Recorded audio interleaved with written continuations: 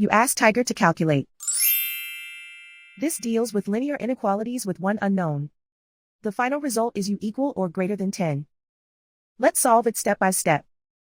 Group all constants on the right side of the inequality. Subtract 12 from both sides.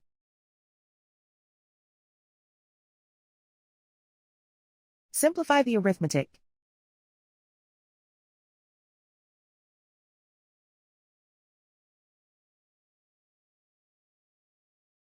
Isolate the u.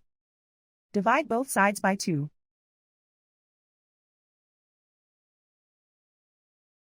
Simplify the fraction.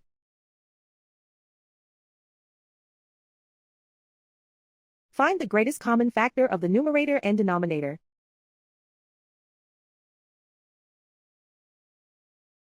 Factor out and cancel the greatest common factor.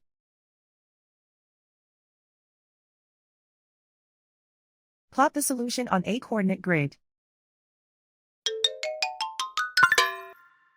And so the final result is u equal or greater than 10.